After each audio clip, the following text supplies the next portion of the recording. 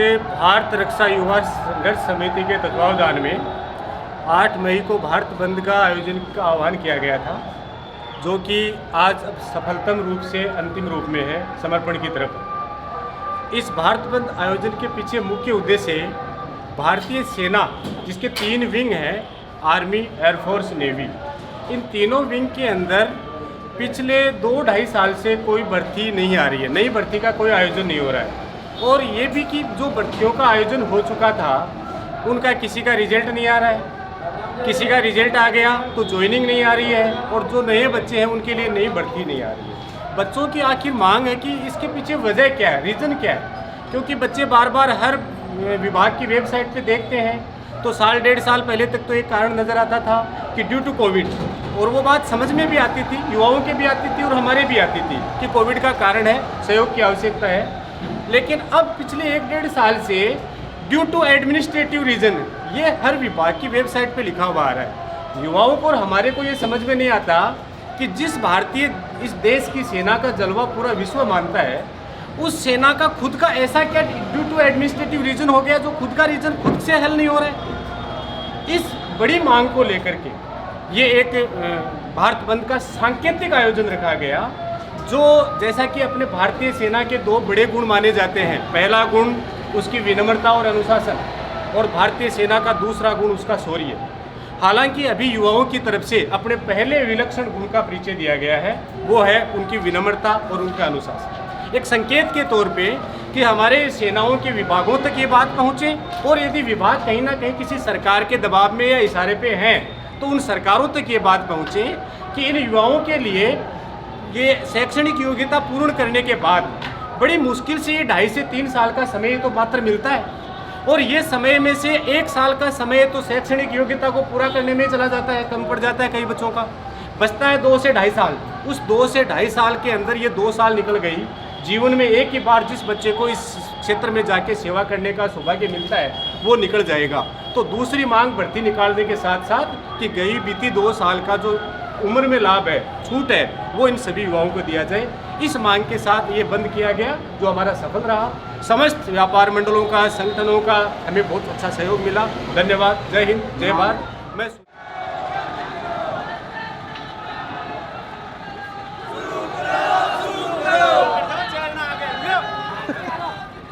आगे जा रहे हैं, आगे लाइन में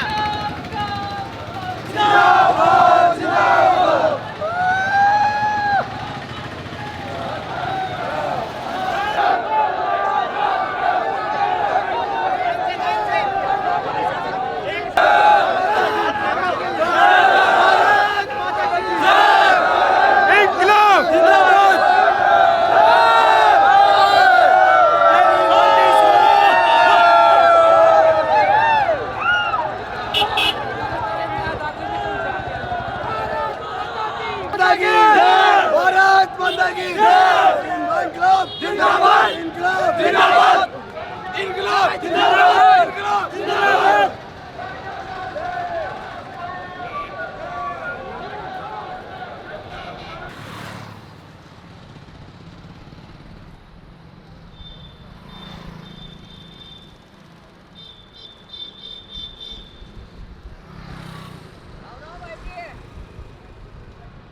नमस्कार, मेरा नाम है दिनेश और आप देख रहे हैं सीकर संदेश। आज 8 मई को सेना भर्ती नहीं कराने के विरोध में भारत बंद का जो कॉल लिया गया था उसका असर आप देख सकते हैं, और मेरे पीछे ही आप देख सकते हैं सेना भर्ती की तैयारी करने वाले बहुत सारे युवा इस वक्त सीकर की सड़कों पर है।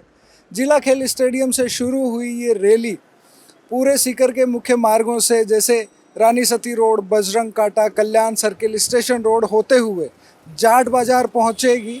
इस वक्त आप देख सकते हैं पुलिस जाब्ते के बीच पूरी सुरक्षा में ये सेना भर्ती की तैयारी करने वाले युवक सीकर की सड़कों से गुजर रहे हैं और सरकारों को और सेनाओं को, सेना के अधिकारियों को अपना विरोध दर्ज करा रहे हैं। इनकी मांग है कि जल्द से जल्द सेना भर्ती शुरू करी जाए, जो भर्तियां हो चुकी हैं उनकी परीक्षाएं कराई जाए, और जिन परीक्षाओं के परिणाम लंबित हैं वो भी जल्द से जल्द जारी किए जाए।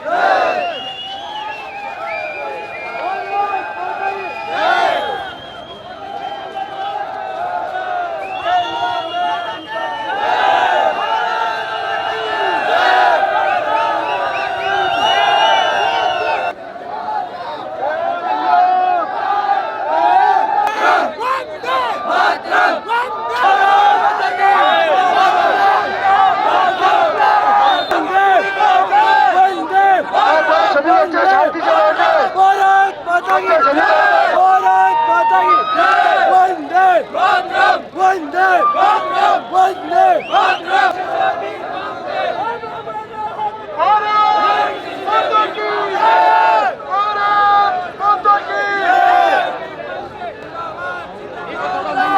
हमारी ये ठंड ये तो आते रहेंगे जब तक अपनी मांग पूरी नहीं हो। उससे पहले जोश में कोई फर्क आने का कायदा नहीं बनता है।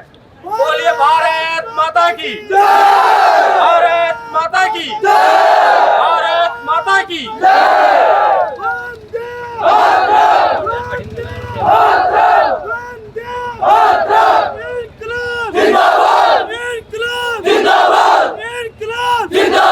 हमारी मांगे पूरी करो, पूरी करो, पूरी करो। हमारी मांगे पूरी करो, पूरी करो।